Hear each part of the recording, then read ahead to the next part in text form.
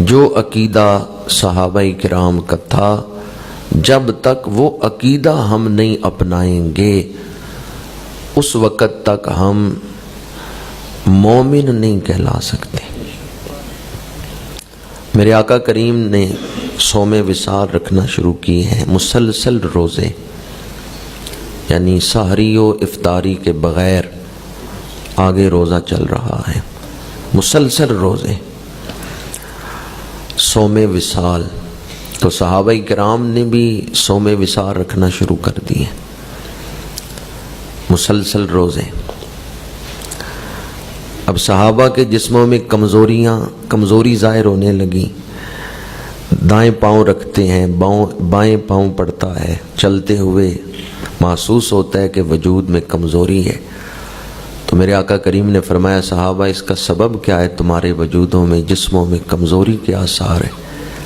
یا رسول اللہ آپ کو صوم وصال رکھتے ہوئے دیکھا تو ہم نے بھی صوم وصال رکھنا شروع کر دیا۔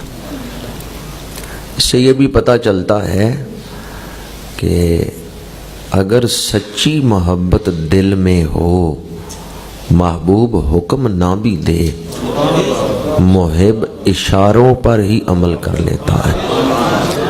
محبوب اشارہ بھی نہ کرے، محب خود ہی اپنے آپ کو محبوب کے رنگ میں رنگنا شروع کر دیتا ہے۔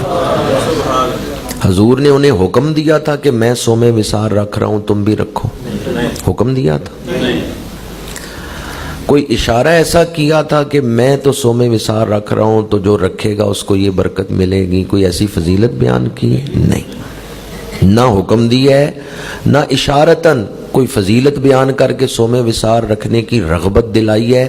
صحابہ نے بس دیکھا ہے کہ حضور اس انداز میں اللہ کی عبادت کر رہے ہیں، انہوں نے بھی وہ انداز اختیار کر لیے۔ اب ذرا دل تھام کے فیصلہ کریں کہ صوم وصال کا تو حضور نے حکم نہیں دیا تھا اور صحابہ رکھ رہے ہیں، یہ محبت تھی، کمال اتباع تھی۔ داڑھی شریف کا تو حضور نے حکم نہیں دیا ہوا،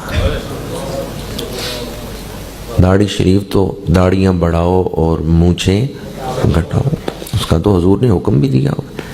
اب ہم محبت کے کس مقام پر ہیں اور صحابہ کس مقام پر ہیں؟ گلہ نال تے ہر کوئی لائی پھر دے، لا کے توڑ نبھانیاں۔